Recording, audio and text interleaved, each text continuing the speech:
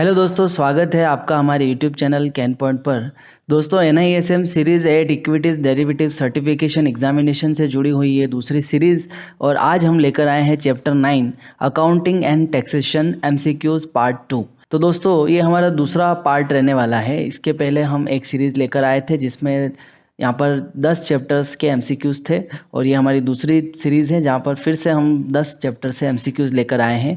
Total हम 1000 से भी ज़्यादा MCQs आपको प्रोवाइड कराने वाले हैं। तो अगर हमारे वीडियो आपको पसंद आ रहे हैं तो वीडियो को लाइक करें और बने रहिएगा हमारे चैनल के साथ। NISM सीरीज़ 8 एग्ज़ाम को अगर आपको आसानी से क्रैक करना है तो इससे अच्छा आपके लिए कोई स्टेज नहीं होगी, क्योंकि ये यहाँ पर हम जो है काफ़ी ज़्यादा MCQs आपको दे रहे हैं और सीधे सीधे जो वो है क्वेश्चंस आपको एग्ज़ाम में देखने को मिलने वाले हैं।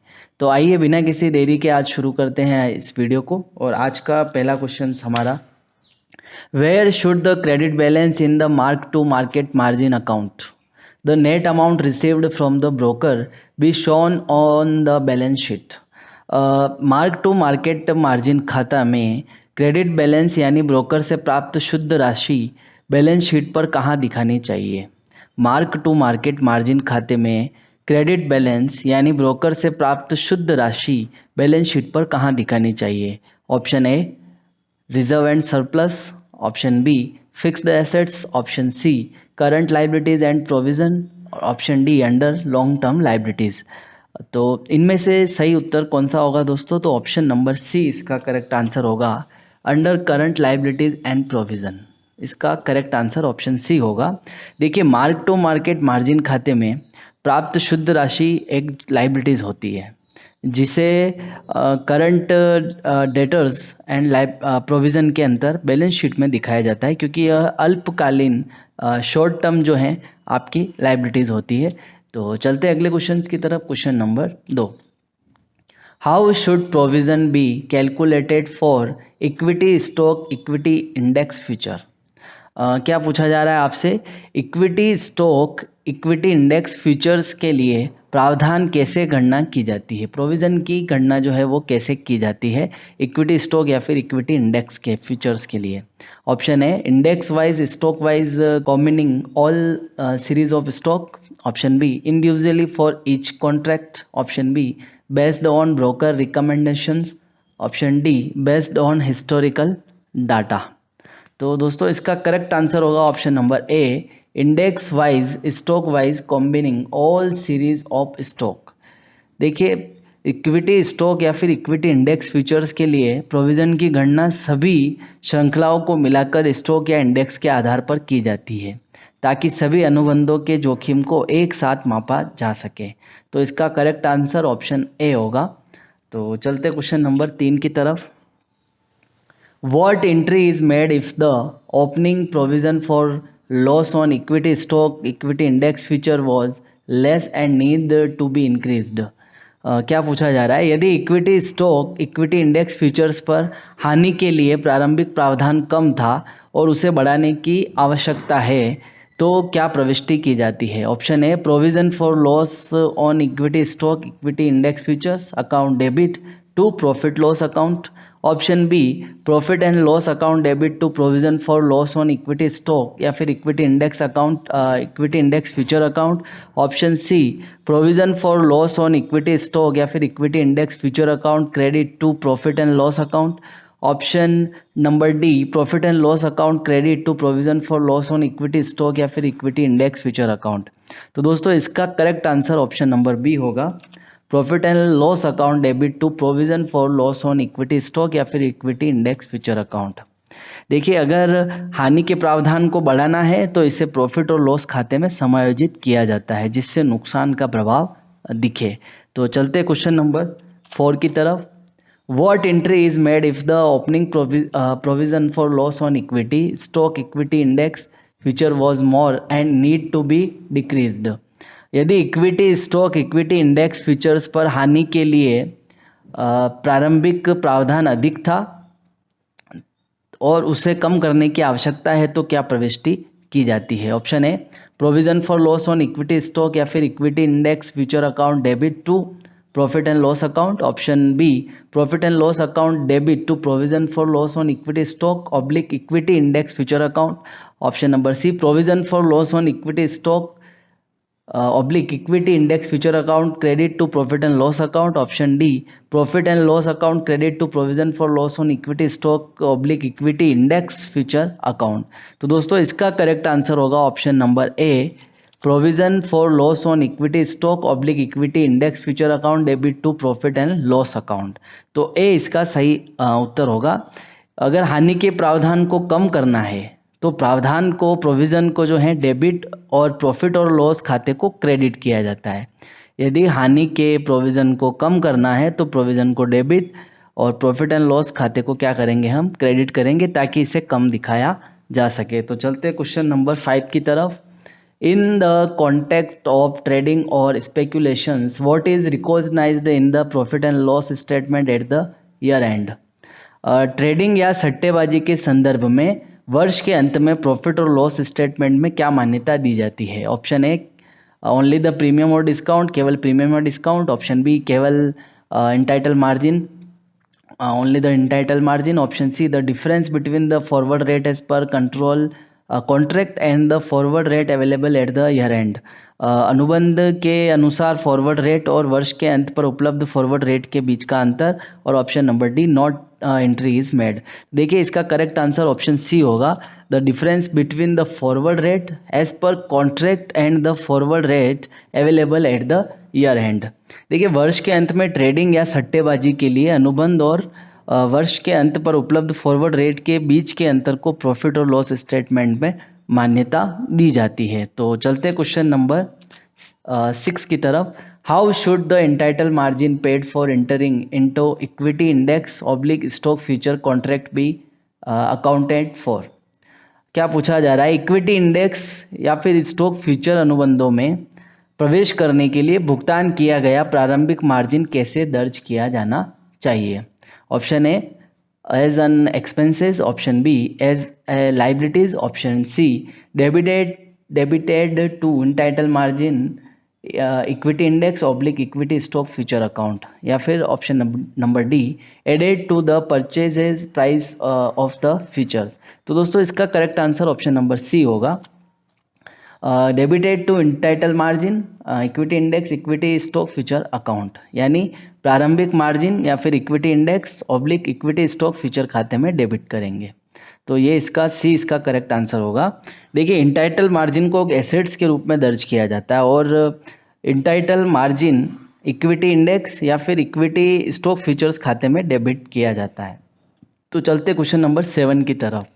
Where should the balance of the entitle margin equity index oblique equity stock future account be shown on the balance sheet.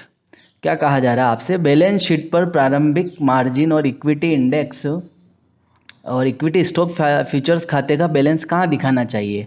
Option A under the head fixed assets, fixed assets के अंतर्गत। Option B under the head long term liabilities, option C under the head current assets और option D under the head equity. तो दोस्तों इसका correct answer option number C होगा under the head current assets. देखिए आपके entitle margin को एक assets माना जाता है और इसे बैलेंस शीट में करंट एसेट्स के अंतर्गत दिखाया जाता है। तो इसका आंसर जो होगा वो सी होगा। चलते क्वेश्चन नंबर 8 की तरफ। What is the journal entry for the entitle margin paid on March 5, 2023।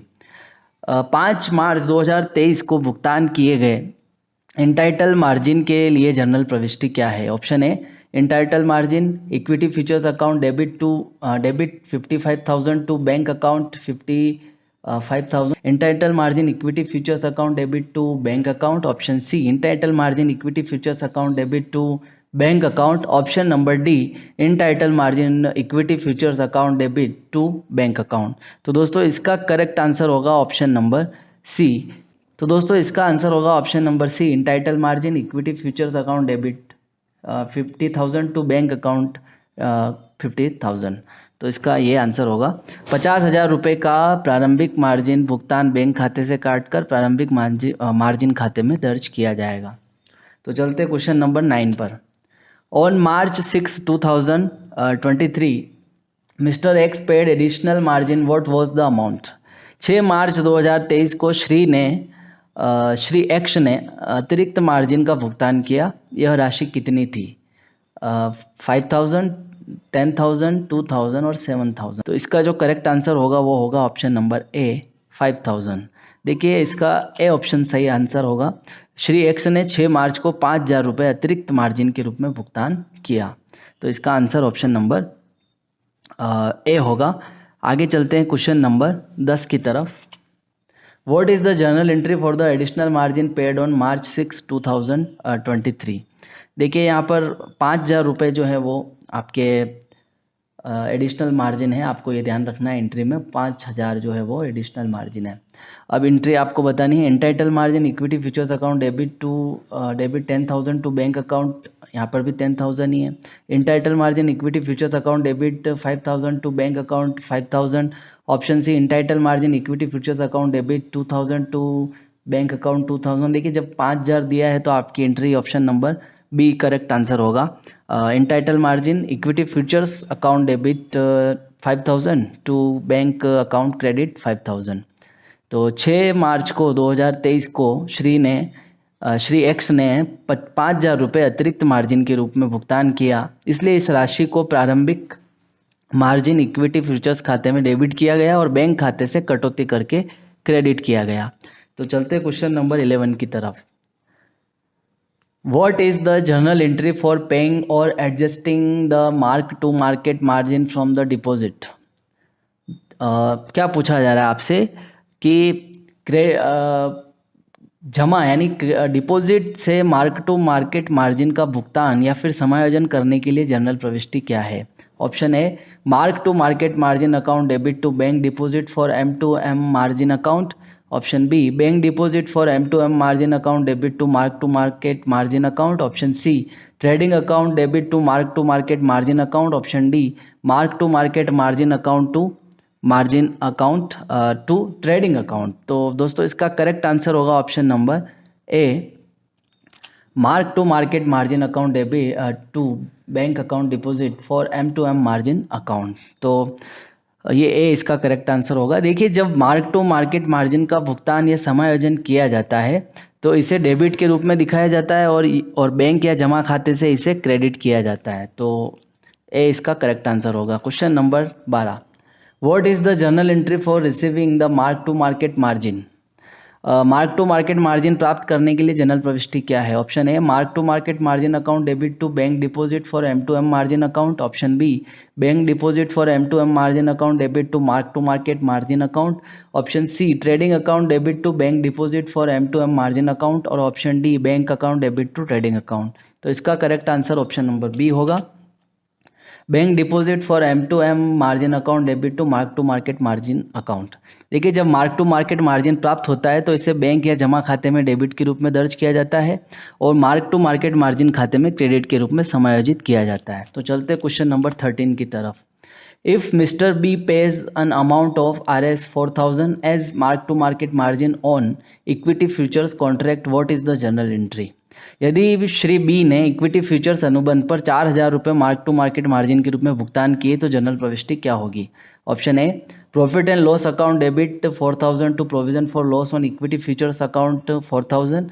Option B provision for loss on equity futures account debit to 4,000 to profit and loss account 4,000 credit equity futures account debit 4,000 to profit and loss account 4,000 credit. Option D bank account debit 4,000 to market margin account credit 4,000। तो इसका correct answer option ए होगा, profit and loss account debit Rs 4,000 to provision for loss on equity futures account 4,000 credit होगा। तो देखिए जब Shri B ने 4,000 रुपये का भुगतान किया तो यह राशि प्रॉफिट और लॉस खाते में डेबिट की गई और प्रावधान हानि खाते में क्रेडिट किया गया। तो इसका correct answer option number A होगा। चलते क्वेश्चन नंबर 14 की तरफ। How should any excess amount paid over the entitle additional margin be disclosed? प्रारंभिक या फिर अतिरिक्त मार्जिन से अधिक भुगतान की गई किसी भी अतिरिक्त राशि को कैसे जो है वो डिस्क्लोज किया जाता है? Option A as an expenses in the profit and loss statement, option B as a deposit under the head current assets, option C as a deferred asset और option D as a contingent liabilities. देखिए और इसका correct answer option number B होगा, as a deposit under the head current assets. यानी प्रारंभिक या अतिरिक्त margin से अधिक भुगतान की गई राशि को बैलेंस शीट में वर्तमान एसेट्स यानी करंट एसेट्स के अंतर्गत हमें जमा के रूप में दिखाया जाना चाहिए। तो चलते क्वेश्चन नंबर 15 की तरफ। On March 7, 2023 mister x received a margin refund, what was the amount. तो यहाँ पे पूछा गया 7 मार्च 2023 को श्री एक्स को मार्जिन की वापसी प्राप्त हुई, वह राशि कितनी थी। Option A 5,000, option B 10,000, option C 2,000, option D 7,000। तो इसका करेक्ट आंसर होगा ऑप्शन नंबर बी 10,000। देखिए 7 मार्च 2023 को श्री ने 10,000 रुपये की मार्जिन वापसी प्राप्त की, जिसे वापस उसके खाते में जमा किया गया। तो दोस्तों ये हमारा चैप्टर 9 अकाउंटिंग एंड टैक्सेशन काफ़ी छोटा चैप्टर है दोस्तों ये, लेकिन हमने फिर भी इसको 3 सीरीज़ में कवर किया गया है।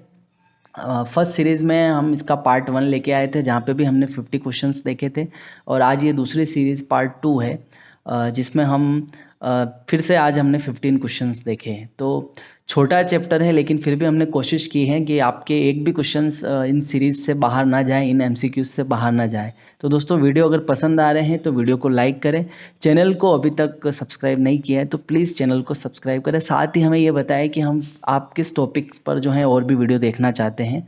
तो बने रहिए हमारे साथ। धन्यवाद।